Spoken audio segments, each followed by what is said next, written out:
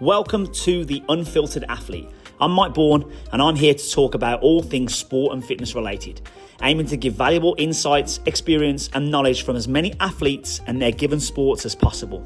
Don't forget to show some love by hitting the like and subscribe button and turn on the notification settings so that you don't miss out on any exciting guests. Now sit back, relax and enjoy this week's episode. Back with another episode of The Unfiltered Athlete. I'm here with Pete Harvey. Prefers to be called Pete, not Peter. Peter only when he's in trouble. That's right. With his wife. And he's currently the fourth fittest 60 to 64-year-old in the world, having just returned back from the Masters CrossFit Games 2025 in Columbus. Columbus, Ohio. So It's a beautiful place, actually. Yeah. I say yeah, I haven't even been there, but Oh, it's really nice. It's a nice little city. That's good. And I'm glad. And obviously, you obviously had a great time there. Pete, you came fifth last year. Yeah. You came fourth this year. Going the right direction. Well, I was going to say, so now are we going to jump straight to first, or are we going to take our time and go third, second, first? Yeah, I don't have enough age. I'll go up to a different age group by the time I get to first. So that age group would be 65 to 69, yeah. Which there technically you should be the younger person, yes. the fitter person because you're younger. Correct. Which is crazy when you're talking about I know. younger at that age. But I mean, what you're sort of completing and what you're doing and the way that you're going about things, you seem to only be getting better, which is great. So what I want to talk about is actually I want to go back to the beginning, Sure. back to your sort of your youth days, and what did your youth involve? Were you was it specific sports? Was it anything or? Well, growing up in Canada, Yeah, I was I played a lot of hockey, ice hockey. ice hockey. As a kid, yeah, that was my dad was a coach. He was always getting involved.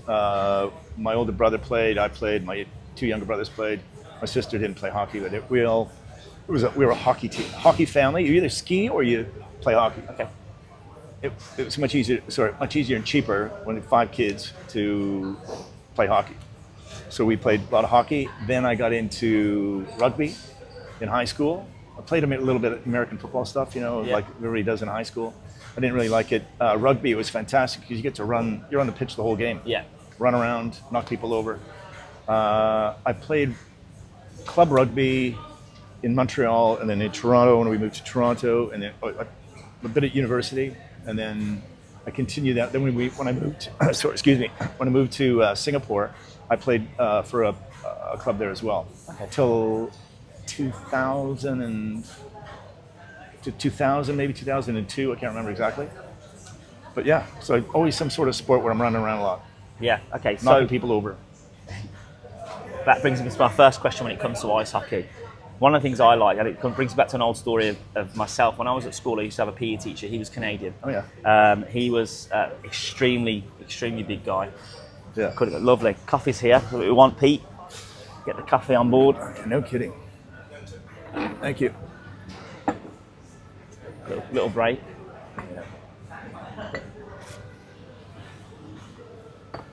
Lovely. He was a huge guy. Yeah. Massive. In fact, I think his name. I think I remember his name. His name was Mr. Cantrell. His name was. And I always used to joke with him and like, "Are you the enforcer? Like, are you the guy on the team that used to, come and sort business out when it needed to be sorted?"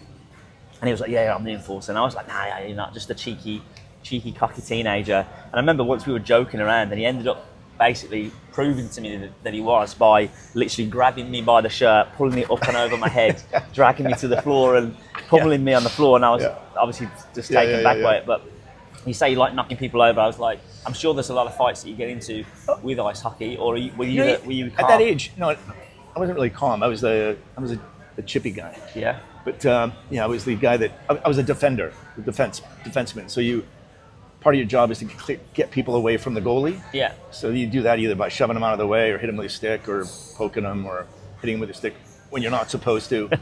I only got in one fight in my you're not allowed to fight at that age, but I got in one fight, which ended up being a bench clearing brawl. It was literally the second last big hockey game I ever played. Yeah. And it was we were losing. The other team was going to win the championship. There was a bunch of jerks, so we just ended up Yeah, luckily I didn't get beaten up, but a couple guys got beaten up. It's funny hearing you talk actually about obviously getting involved, because obviously all, and I'm going to talk on behalf of everyone else in the gym as well. Obviously, our experience with you is just you're just the calm man that comes in, talks to everyone without even batting an eyelid, and gets involved and is the friendliest person going. So it's funny to hear you talk about. Oh yeah. So my nickname in rugby was Psycho. Because when in Singapore, because I was so frustrated with the guys that I was playing with, I was the fittest guy at training, but I never got to play because I was Canadian. I didn't have a Cambridge tie or a Harrow tie or something. So I would get on as the impact player. So when I got on, I'd try to cause as much problems as possible. Like a bull in a china shop. Yeah, and so I got this nickname. A lot of people didn't even know they don't know my real name. Soccer. Maybe we'll have to get that to catch on at the gym. Yeah, maybe. Yeah. It's not you don't really have the persona for it anymore. No. I've chilled out now. Now we got kids, and So you moved. When did you move to Singapore? In 1994. So I was 30. 30 years old. Yeah, and my wife and I moved there because with work. Yeah. And we just fell in love with the place. It's a fantastic place. Literally a fantastic place. It's not really a tourist place, is it? There's a couple of touristy things to do, but to me, it's definitely somewhere where you would actually just live and set up shop, as it were. It's more touristy now than it was.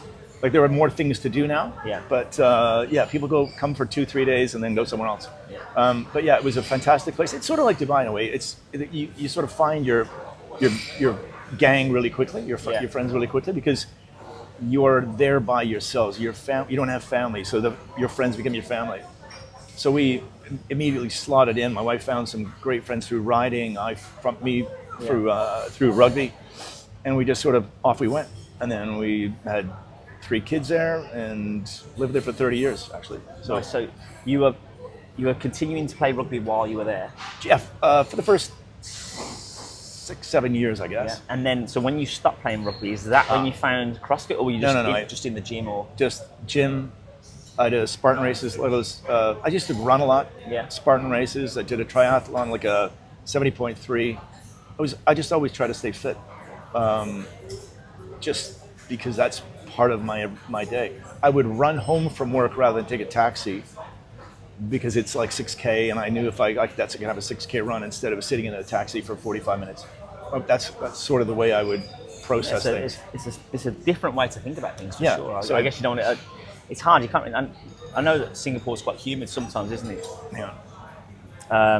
It's. You just answered it. No. Put it on the podcast. I'm just on my podcasty thing. Okay. Bye. No problem. Bye. So Singapore's quite humid. Super humid. Yeah. So you used to run in that? All the time. And I'd run at lunchtime sometimes. Ooh. Because my thinking was, being a doctor. Say again, you know what? Yeah, because I'm a doctor. Yeah. No, I'm a medical professional. I would run during the hot times of the day, because then my thinking was that, I'm stressing my body more. Yeah. I get more out of it for a shorter period of time. So I could run for half an hour, and it would be, it's 35 degrees and super humid. Yeah. I'm not sure if that's very smart. No, I get your thinking, because like the way that you would look at it over here, like all the training impact that you would have in the heat over here, essentially should theoretically set you up for when you go to a cooler climate to be correct. Yeah. You're more adapted. How can I put it? It's the hot country's way of altitude training, as it were. Yes, maybe, especially with the humidity when it's close and you feel like you can't breathe. Yeah, no, I've met people who were practicing for 100-mile runs. They moved to Singapore to train in Singapore because of the heat. Disclaimer: it's not altitude training. It's just it's the the give or take, as it were. So I did a lot of that running, and then I got into. So I started doing some Spartan races when the Spartan moved out there. Yeah, and I did pretty well at those because of my age group. I came second in the world in 2019 in my age group. There we go. I didn't know that. Yeah, amazing. In Lake Tahoe. I was second in Asia. I thought I was first, but there was another guy there in my same age group. I didn't realize he was there. And I spent probably half an hour on the way back down. We had to go up and down this mountain in China. And I spent probably 20 minutes picking up all these bags that people had littered. So because I thought I was going to win anyways. So I was just walking around. Basically being a good Samaritan. I was tidying up the mountain. And then I came second by 6 minutes. Anyways, second in Asia. That's what you get for having a good conscience, Pete. That's right. For being sometimes you got to just get it exactly. In, get it, and then get yourself out there. Then you could have gone and picked up on the way back, and knowing you probably would have chatted to a few people. I definitely did. I talked to people. I stopped, give out water and gels and stuff to people. You okay? That's just who I am, as you can tell. Absolutely. So, when did you find CrossFit?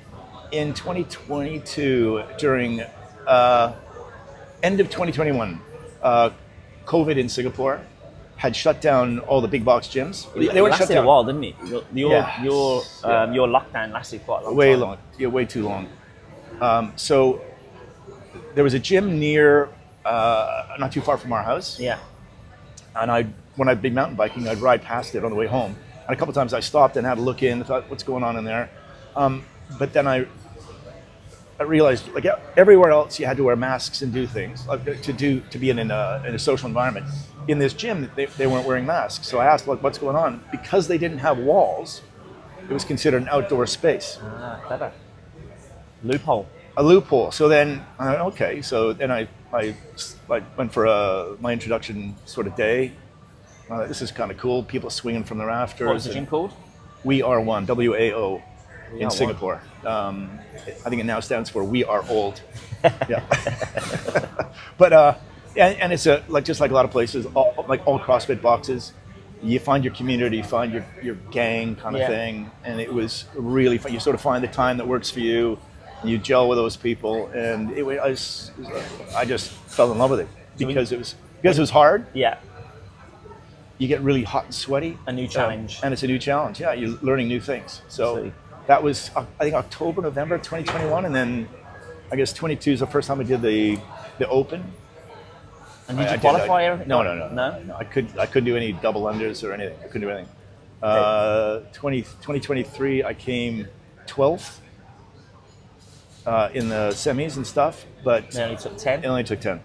That's when it was still. So you are gradually creeping your way up the leaderboard. Then you were just missing out that in 2023. 2024, you came 5th. And now 2025, you've got that 4th.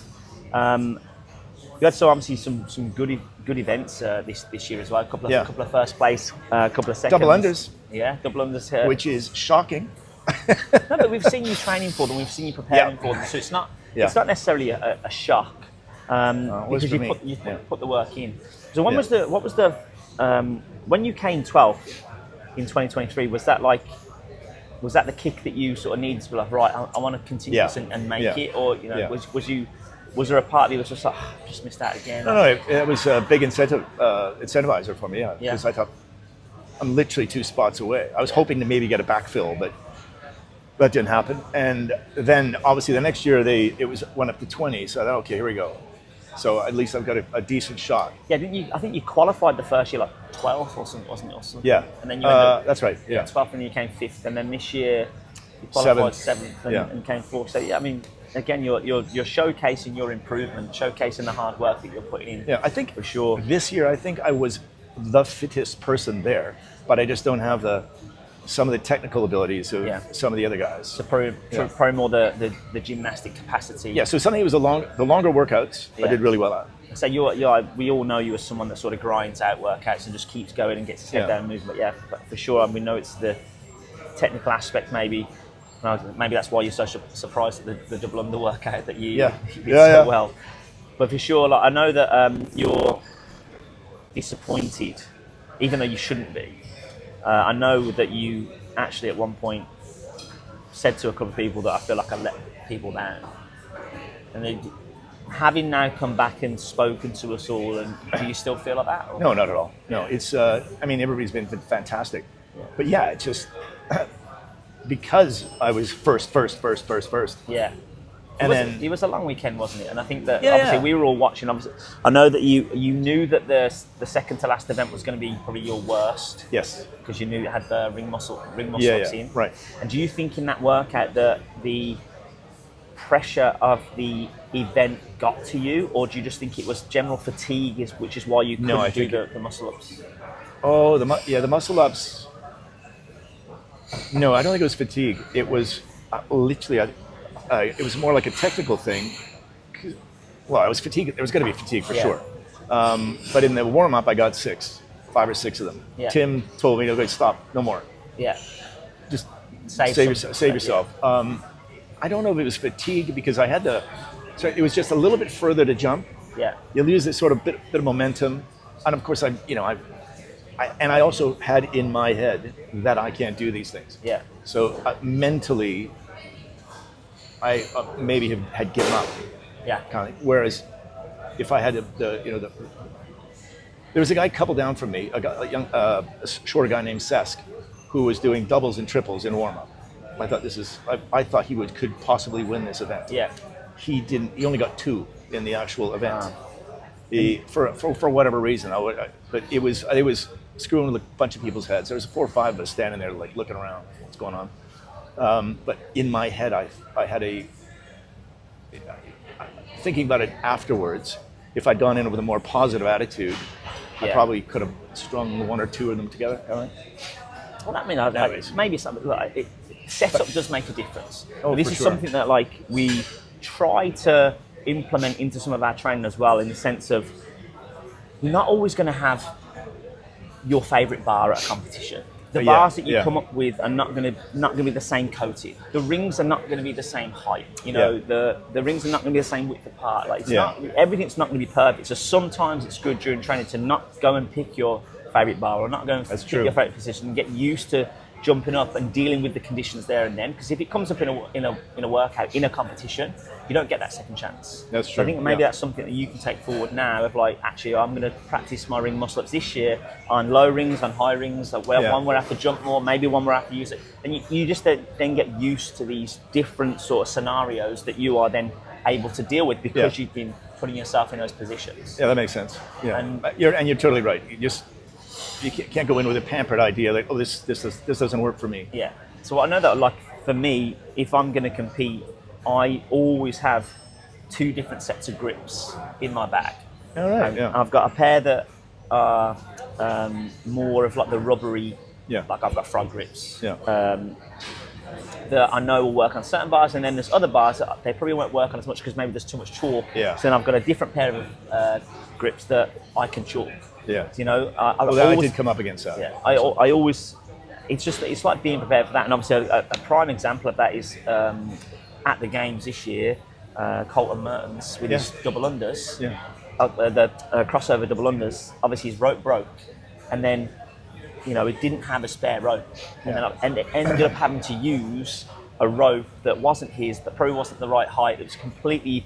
And fair play to him, he still finished the workout and actually did pretty well. Yeah. But I know it was probably one of the favourite ones for that workout, had he not had had that issue. But obviously this is where all that, being prepared. Yeah. And again, like CrossFit, I guess CrossFit prepares you for multiple different movements and scenarios, but then you also have to have that sort of, that management yourself of having all your own equipment list. Yeah, I think that comes with experience as well. And I think that obviously, again, this is just it's crazy that really that at your age, you're still competing and using this competition as a learning curve. So next year now, you'll know, I need to do this, or I need to do that. Well, there was a guy, Tom Famery, who's a lovely guy. He showed up to the double under workout with an extra rope in case anybody's broke. I was thinking, Yeah, see? Yeah. Because, he's just, number one, he's a nice guy, and number two, he was worried that his rope would break, but if anybody else's rope broke, it's over here, guys. Yeah, no, that's good. Yeah, just really double check that you're still in the. Yeah. Don't move any further to your right, otherwise you're gonna come off the screen. Okay.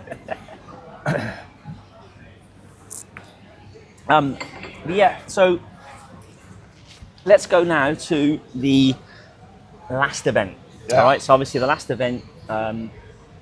So you didn't really have disappointment from the one before, because you sort of knew that ring muscle was your weaker movement, but you were disappointed with your finish on your last event. Now talk us through that last event, because obviously it was 2 rope climbs, 6 wall walks, and then 4 snatches at 52 kilos, 52-ish, 53 kilos. Yeah. How many walks? Sorry, say again. 6. 6 wall walks. So I was very confident on all of that. Yeah. The rope climbs, I've been doing rope climbs with Sandro, practicing rope climbs. I got pretty good at them. I'm not just trying to wing my way up the rope. Yeah. I've actually got I watch you and I watch Sandro. Yeah. So the rope climbs were no problem. Yeah. First 6 wall walks, no problem. I was trying to put pressure on the guy who was behind me. This guy, Dave Powell, who ended up coming second, because you were in second, by the way. I was in second by a few points, right? Yeah, just by maybe 10 points, 8 points, something like that. It was very close. Yeah. I was trying to put pressure on Dave mentally, because I knew he was always watching to see what I was doing. Yeah. Because he knew that I had a stronger engine kind of thing. So I went out and I did my 4 snatches like unbroken. Touch and go. Touch and go. That was what Tim and I had talked about beforehand, to put a bit of pressure on the guy, because I was super confident. My next rope climbs, no problem. Wall walks, I failed on one. I literally hit the ground. Yeah. So I ended up doing 7 there, and then the third round was my wall walks fell apart, and was no rep for not touching the line, no rep for my feet not being on the wall before I moved, no reps for not getting up to the wall far close enough to the wall. Yeah. And that spun me out. So I can't remember how many extra I did that round. And then the 4th round just fell apart. I was trying to beat Dan Roberts. Yeah. He was a lovely guy. Yeah. And he had 3 to go. I had 2 to go. He had 2 to go. I had 1 to go. And then he had 1 to go. I had 1 to go. I was like, ah! But I kept on. Anyways, I no rep. I obviously had. Yeah. Yeah. So I was disappointed by the end of that one, because it sort of slipped from my grasp, kind of thing.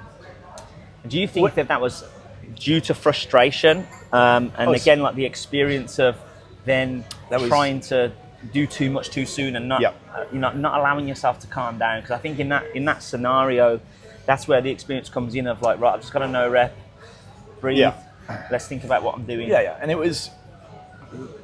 it's down to me for sure. But at the same, I was looking over at Tim, and Tim was like, just chill, move your arms.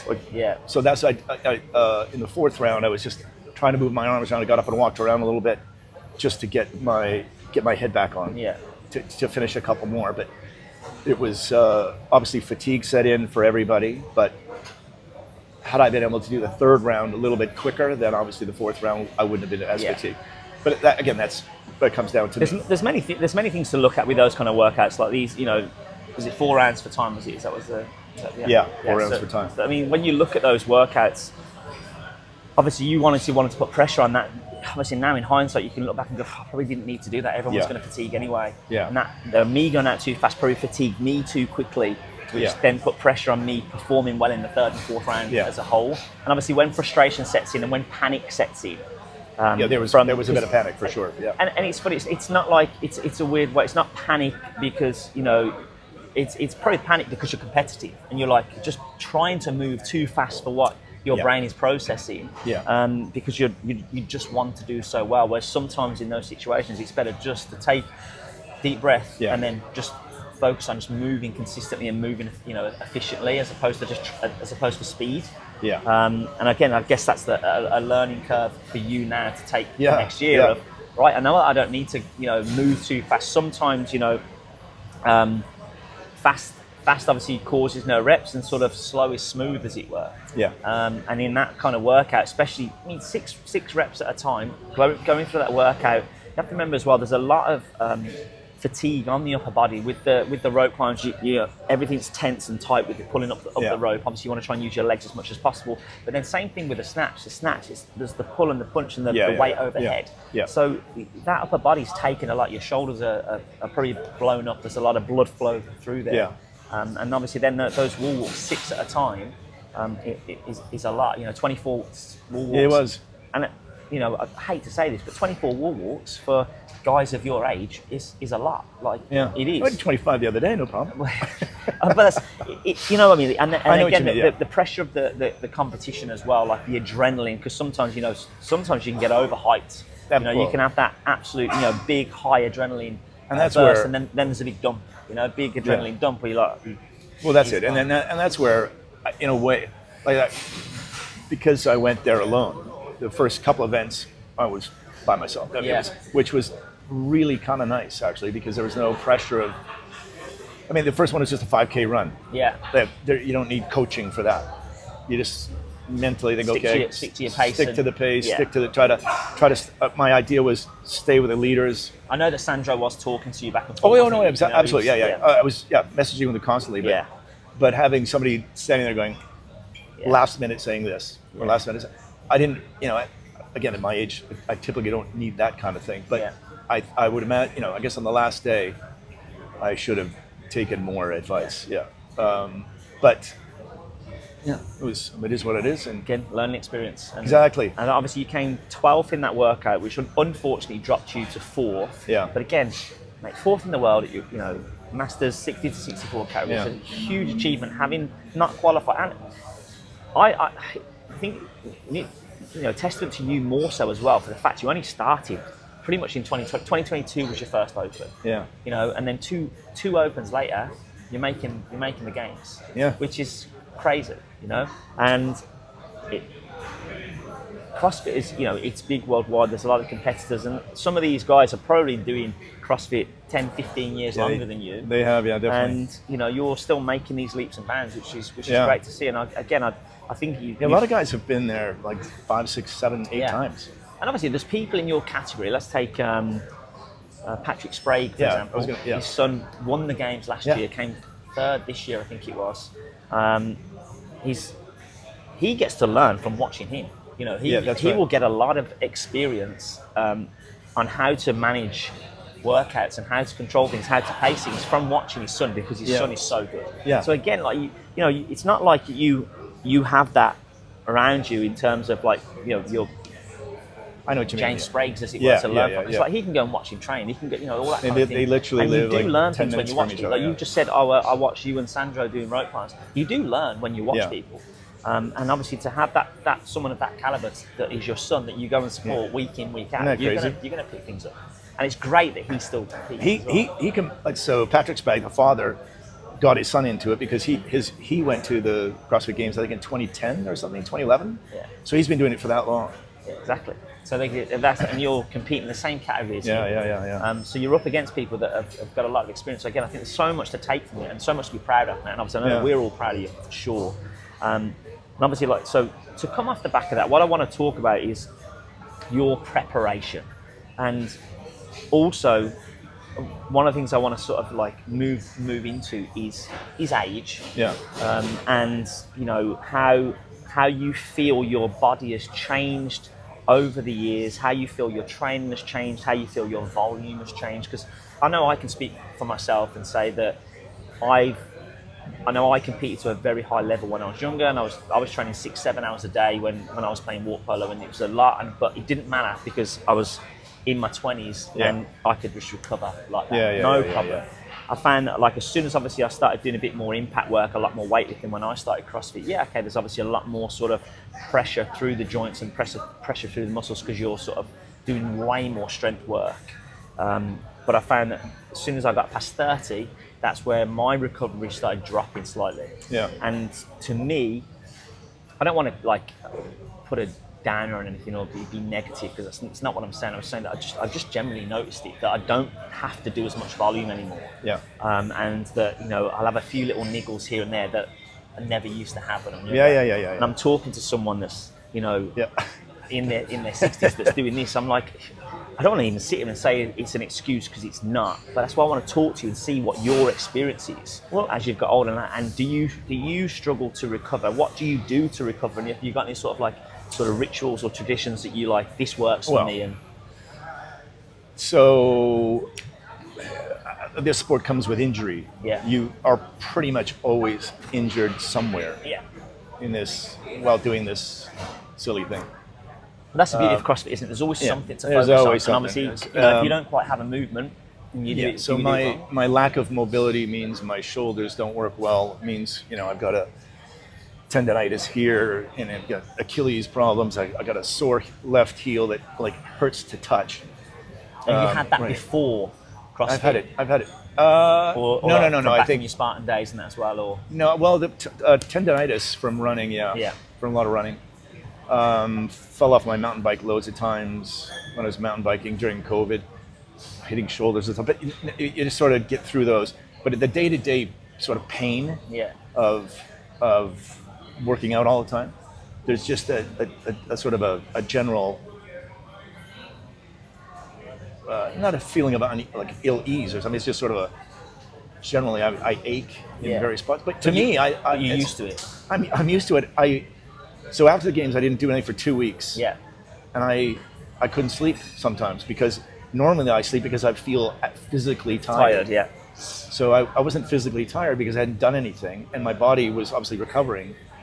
But it was weird not having some sort of pain somewhere in my body. But actually, my ankle was really hurting me while it was in London, walking around London. I could hardly walk. It was really weird. So I was riding those forest bike everywhere when my kids would walk. But yeah, generally, so in terms of what I do, so my wife, Amanda, is really, really good at supplements and making sure we have the right protein and carbohydrates and all that sort of stuff. So our diet literally is whole food diet. We just make fish, beef, chicken, whatever, with rice or we eat a lot of sweet potatoes. Yeah. Broccoli, salad, there's got to be something green on every meal kind of thing. Pomegranates, hard cheese. We eat a lot of eggs. We don't eat a lot of processed food at all. We don't do, and we were talking about this yesterday, but trying to figure out how to order food in because we don't do that very often. Yeah. Whereas everybody else here just orders food in. It is a very common thing. I think you have to find a certain place. We got to find the right place. We haven't figured that one out yet. But supplements wise, obviously creatine, collagen, protein powder. So my breakfast is basically yogurt with fruit, some protein powder mixed into it. Yeah. Some seeds or some nuts like hazelnuts or almonds or something. Well, like a lot of people eat. And then I typically get lunch at Waitrose, and which again is chicken, sweet potatoes, and maybe rice or something, or a bit of a salad from the deli. From the deli thing. Like literally, I think. Do you keep track of how much you're eating, or you just literally just eat? I just eat. Yeah. I just eat.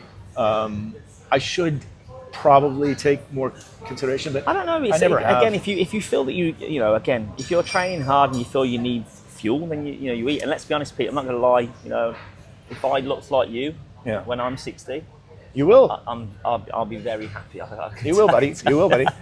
Yeah, you've got a great foundation already. Yeah, well, let's see, because I do enjoy. I never had the same foundation like when I was in my mid-30s. That's why I wanted to talk about what your previous experience was, like what your sporting background was, because you've come a long way in a very short period in CrossFit for sure. Yeah. And obviously, I know that you've still got that sort of mentality to keep training, but in terms of like your joints and stuff, do you do saunas? Do you do ice baths?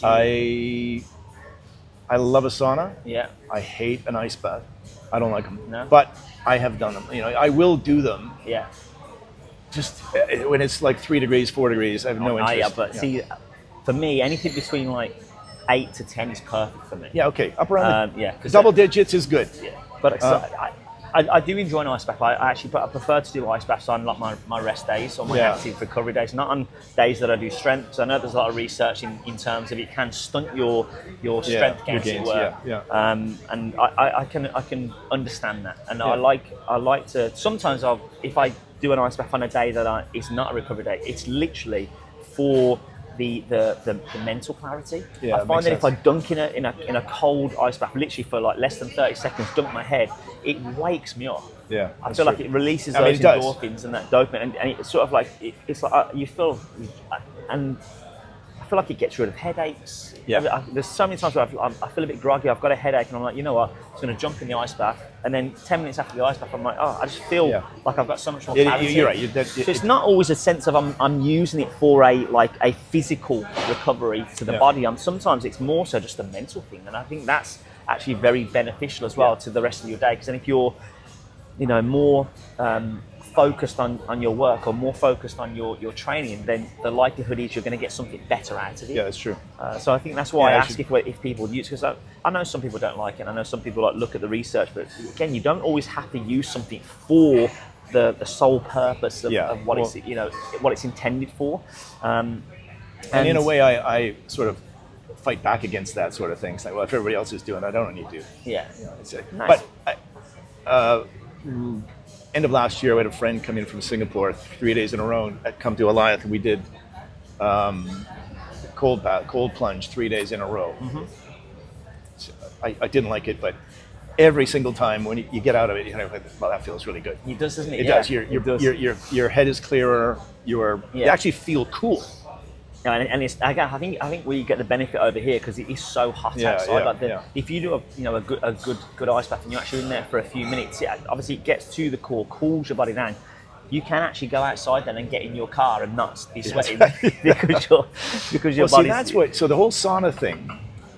Having lived in Singapore for 30 years and being outside running at noon or 1 o'clock in the afternoon, in a way, I'm detoxifying because I sweat like crazy. It's not like it's. We know, gross. Pete, we've seen you sweat. That's it's just gross. Like I don't sweat here compared to what I sweat there. So it was almost had that sauna effect. Yeah, I think we kind of do have it here certain times of the year. But again, there's something about being in a sauna that is so much more intense because it's so closed, and I think that the. So we use Amanda uses the sauna every day if she can. There is a lot of research for that. I would love to do it every day. But time consuming. There's a gym that we go to every once in a while. Amanda goes to a lot. I can go to every once in a while. Yeah. It's got a sauna and a cold plunge.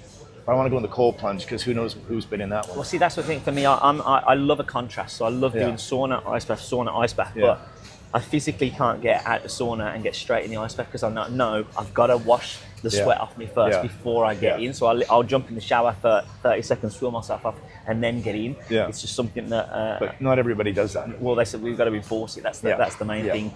But I think that contrast it works so well for me as well. I do feel better once I've done it. And like I say, I think that the older that you get, that's when you start to realise that you have to be more mature about your training. More isn't always better. Correct. And I've been sort of discovering that recently, where my knee, I've had a little sort of niggle here, and I'm being tempted into doing a triathlon in November, and I'm trying to sort of do a few things to sort of, How long is the triathlon? It's only a sprint one, so it's 750 swim, 20k bike, 5k run, and it's the run that I would be you'll win the swim. I mean, I'd like to think I'd do. I don't think I'd win it, but I think I'd like. You come out of the water first, pretty early. Yeah. I'd like to be one of the first ones out of the water, or have one of the fastest split times for sure. Yeah. Hold my own on the bike, which should be okay. And it's just a run really for me in terms of managing fatigue and managing this knee. This knee just sort of gives me jip every now and then, and if it flares. If it doesn't, I'm fine. But I think it also depends on how I run and how heavy. If I'm running very fatigued and I'm slamming the floor, that's when I start to feel it more. If I'm a bit sort of fresher and lighter on my feet, then I don't get as much jip from it. So I'm trying to look at the best way of me managing my training now over the next sort of month and a half to keep this okay and potentially have a half decent. So that's So leading up to the semifinals of the Open. Yeah. Because we all did that stupid Burge to Burge run, and I pulled my hamstring really bad, and I fell off my bike, pulled it even more. But I was concerned about my hamstring going in doing the workouts because I wanted to obviously qualify. So I, like your knee, I was just doing just enough to make sure my leg was strong enough to do a few things. And luckily there weren't very many workouts during the Open that put any pressure on my hamstring. So luckily got through that. Yeah, I remember. Like I remember you dealing with that as well, and I remember you being worried about it. So again, it just showcases really that it doesn't.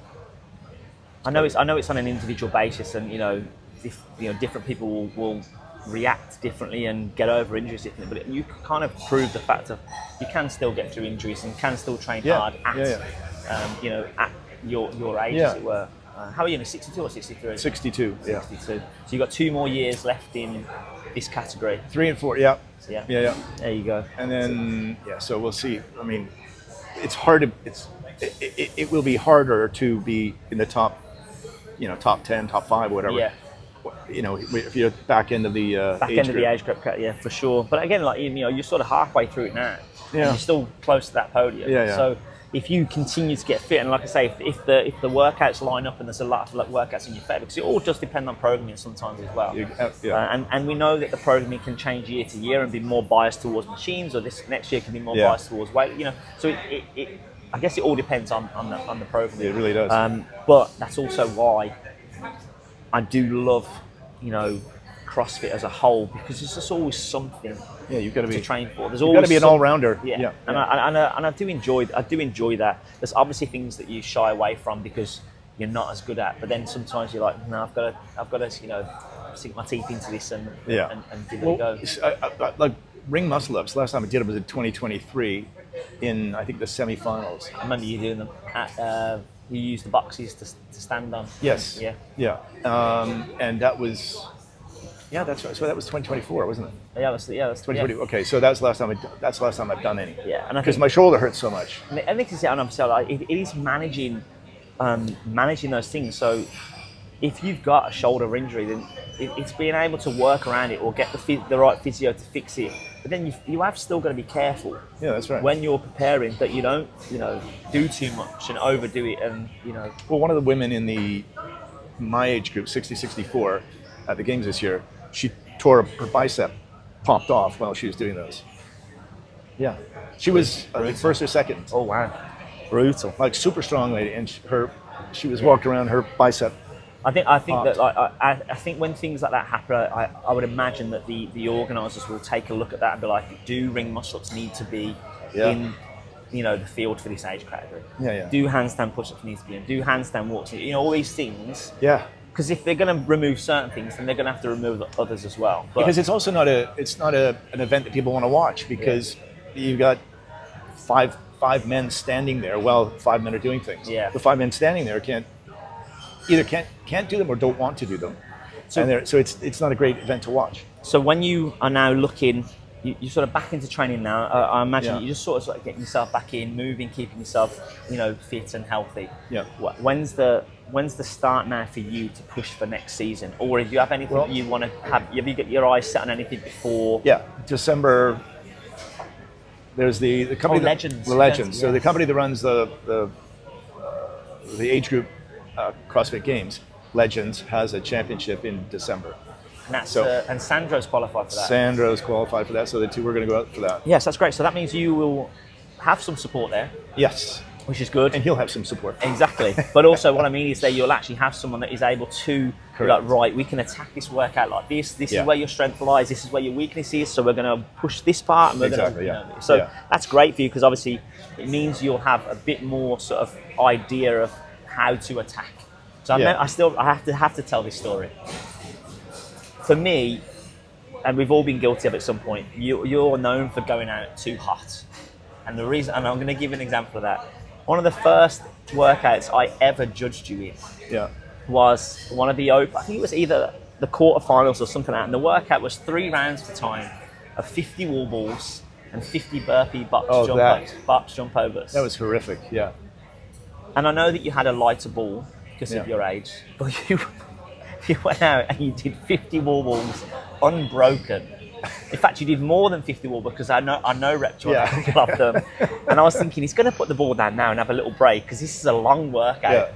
And you never put it down. And I was like, Jesus Christ, this guy, he's in his 60s and he's going unbroken for 50 wall balls at the start. And you still had 100 wall balls to go and you still had 150 jump overs. And I was like, this guy is crazy. No, this guy's stupid.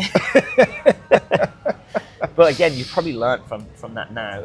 Like not to go, too hard. And like I said, I've been guilty of it many a time. Well, that's the thing, is Sandro's really, really good at saying, while I'm training, break it up, break it up, break it up. Yeah. Because even just like a 3 or 4 second breather, you calm down even slightly. It gives me the sort of the opportunity to sort of think, okay, here we go again. To keep going. Yeah. So his coaching's been fantastic that way. Yeah. Good. That's good to hear. So you've got the Legends in December. So you obviously sort of ramp it up now over the next sort of month or so, and then obviously taper down before. We're going to be doing a lot more gymnastics. Yeah. So you've got the base already. I think that people forget that fitness comes back a lot quicker than strength comes. Fitness comes back a lot quicker than skills come. So you can afford to dial back the fitness a bit. Yeah. You'll have some maintenance workouts, but that gymnastic capacity and that strength capacity and barbell cycling and stuff, that's stuff that you have to work at and be strong for. And if you focus too much on that fitness element, then you're going to lose something. So. Well, somewhere in the repertoire. There's going to be holes. Which this year it was ring muscle ups and then crappy wall walks. Wall walks, yeah. Again, but that was because I went out too hot. Yeah. And apparently even the announcer, one of my friends was saying that, the announcer even said, Peter Harvey's going out pretty soon. He might regret this later on. I swear to God. I didn't know that till after. Well, that's pretty. Because you don't hear anything. Yeah. While they're talking, you don't. I mean, I don't hear a thing they're saying. So, is there one specific thing that you're going to work on in gymnastics, or is you just... bar muscle ups, ring muscle ups, and handstand walking maybe. I'm not sure at age group they'll put that in. But, but it's always good to have it in the locker as well, though, isn't it? It's a fun party trick too. Yeah. For sure. And then obviously we've got the Open coming up next year, which will be in March, I think. Yeah, end of February, March. Yeah, I think they've announced the dates actually. I must double check that. So what's the aim, Pete? Well, are you happy with just getting on that podium, or is it number one that you want to get to? I'd love to be number one. Yeah. I felt I'm never in a number one position. So the first 3 days of this last event, it was freaking me out actually. Yeah. Because I would much rather chase somebody than be out front. So you'd much rather chase someone, but here's a question for you. If you'd much rather chase someone than obviously be the person that, even that you were first, were you a little bit disappointed that they didn't give you a leader jersey like the games? They don't do that. Yeah, I know, that would have been fun. Because we were looking at that thinking, that would have been so cool for Pete to get a leader jersey, and then we could have framed it and put it up in the gym. That is literally something they got to do. Yeah. But the leads change so often. Yeah. That's what I mean. If you get to the... Because the lead changes in the games as well. It's only really the women's where Tia's... Everybody should have one in their kit. Yeah. Like, you get your 4 t-shirts, here's a 5th. If you're the leader, you get to wear it. Yeah. If you're not the leader, then you're not allowed to wear it. And if you had have worn it and it got dirty and no washing it, just spraying it. Oh yeah, stinking up the wall. But that's something they should do. Yeah, I think it and also then, it's a shame really because we were obviously trying to watch it at certain times. We're trying to watch it. The coverage wasn't great in terms of the camera angles and stuff. And that's to me then, if they did have that, then at least you would know from the distance that you're watching who's who's where. So that's a little bit of feedback for the organisers. If you can get a few extra T-shirts for leader jerseys, that would go a long way, I think, for the public watching. Absolutely. At home. But yeah, so you're sort of set now here in Dubai. Yep. Are you Got set my routine. set for the long run now? Staying here for a long time? Yeah, we don't have any plans. I mean, work-wise, it's going okay. Yeah. We have no plans on leaving. We love it here. Yeah. It's leaving Singapore, which is probably the easiest place in the world to live. Yeah. And the safest, most clean, it's super efficient. To come here where it's safe, clean, not as super efficient. You spend a lot more time in a car here. There, you don't really even need a car. Yeah. There's pros and cons. It took us a while to get used to it. But now my wife's got a little tribe of friends. She loves where she works. I've got a little tribe of friends. Yeah. I like where I work. So, you know, so the gym is my third space. Like you've got your first, your home, work, and then your sanctuary type thing. Yeah. So Life is that for me. So I know we're all super happy to have you at Life as well. And I know everybody, chat to everybody. I mean, you don't even need to know them when you chat to the people. Well, it's funny because I went to Columbus on the Sunday before the event to sort of get used to the time zone. And of course, there's lots of people from Europe and Australia, New Zealand, whatever. They've got to get used to time zone. So I went to a gym called Ohio Strength. And it was a fantastic gym, very similar to ours in that it's a big open warehouse. Yeah. And I walked in with a French family, so I started speaking French with them. We started chatting to them. There was nobody in the place, me, the French family, and then some Spanish guys walk in. And the guy who's running the place was on a conference call. So I was showing them how to log in and all sorts of stuff. By the end of it, you got a job. They offered you a job. Pretty much. Everybody thought I worked there. Oh, wow, so they were coming over and asking me questions. I knew a guy from Finland. I met a girl from, actually a Finnish girl who's Nick Jordan's her physio. Oh, okay, yeah. Yeah. So we took a photo and sent it to Nick. So by the end of it, so I didn't have my first couple of days. There was nobody there for me. Yeah. But there was already a network of people cheering me on. It was really kind of cool. I didn't ask that is the good thing about the community when it comes to CrossFit. You do meet so many people, and sometimes it is such a small world on who you do meet, and the people you do meet, who they know, and you know someone in common. Yeah. Aunt Haynes was there. He said if I need any help, let me know. He was there the year before as well, wasn't he? Yeah. Because he was with Lee Coates and Greg. Yeah. So Greg won and Lee came second. Yeah. I mean, again, all these people that you mentioned are all sort of testaments that you can do this for, a long time. And I know that like CrossFit gets its bad rep every now and then of like, oh, it's this, it's that. But also as well, when it comes to these movements, okay, these movements might not be for everyone, but it also comes down to how they're coached and how you're brought into the space. So if you're thrown at the deep end, it's like, right, do some kipping pull-ups, do some butterfly pull-ups. You're probably going to injure yourself because you won't have a clue how to do it. However, if you're taken through it properly, step by step, and you're built up, and you learn the basics, you get the basic strength, and then you start working on the technique-wise. If you do it properly and you do it well, there's a lot of benefits to it. And it's fun. It is fun. It's always good to have something new. Well, that's exactly it. And that was one of the things that drew me in originally. Was just learning all these, like literally pull-ups, the kipping pull-up. And I can do lots of pull-ups. I can sit here happily and say, I've been in the fitness space now for over 20 years.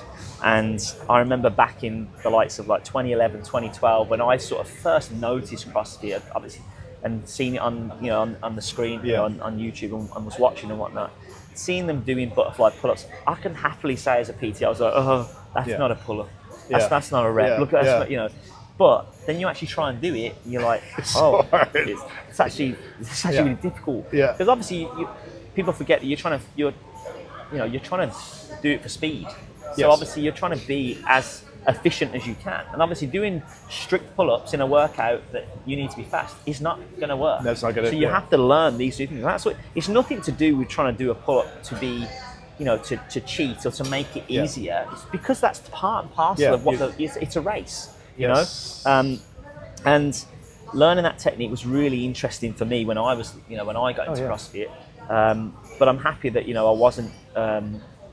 I wasn't sort of arrogant about it. I'm like, no, I'm never going to try that. I wanted to learn. That's the beauty. Like you were saying, for me, it's the same thing.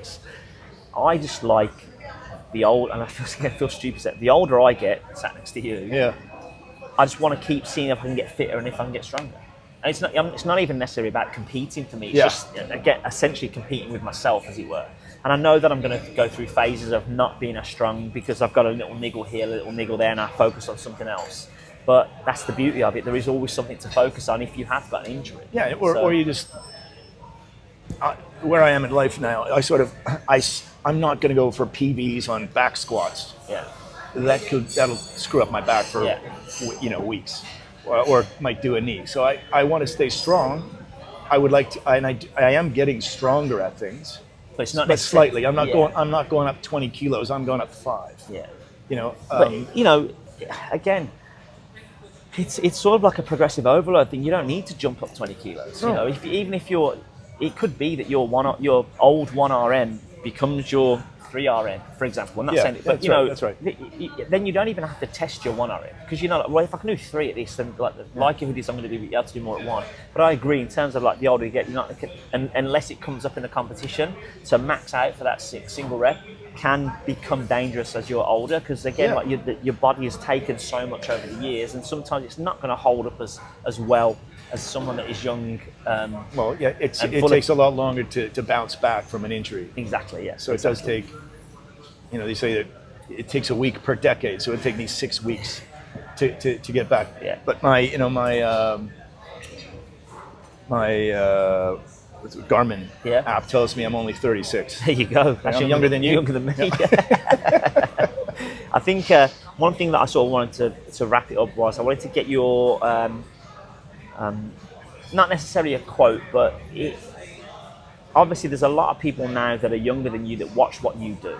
Yeah. And they're like, I hear it all the time of, if I could do that when I'm Pete's age, I'll be buzzing. If I could look like Pete when I'm that age, I'll be buzzing. My wife would be fucking chuffed if I look like Pete when I'm that age. That kind of thing.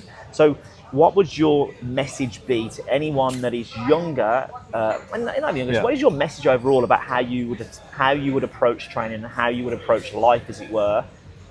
I would just say try to be as consistent as possible, because that's all I've been, is consistent. Running home from the office just because I wanted to get some exercise in. Exercise or fitness should be part of every day in some way, in some capacity. And then through that you build experience, and through experience you build up the idea that your body can withstand a lot more than you actually think it can. Yeah, we're all stronger than we think we are. We can do more press-ups. We can, squat heavier than we think we can. And I just continue to try to learn from, looking at what other people are doing. Yeah. And I'm just a curious person. I'm always trying to find out how to do this and how to do that. But the underlying thing is try to stay fit. Yeah. And be consistent. Because I think one more thing I'd like to add to that, and I think is a testament to you, is just your positive outlook on things as well. You always seem to be in a good mood, and I don't know whether that's because you force yourself to be positive, whether you just are positive, or whether you look at it and think there's actually no point in being negative, it's not going to get me anywhere. I think there's that, but generally I'm a positive person. I do wake up some mornings and go, I want to do this. I have no interest in doing this. Yeah.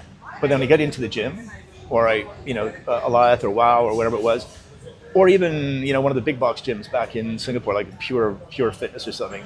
Just the vibe of the people, the energy that are there, it just brings me up. And I really enjoy being around people who are going to be testing themselves, doing something hard, because we're all having a go. That's it. And I think we certainly do have that at Alliath. We have a lot of people that want to be competitive, and whether they want to be competitive against themselves or in competition, they're still there on the gym floor pushing themselves hard in workouts, and that's always good to have that someone to sort of chase or.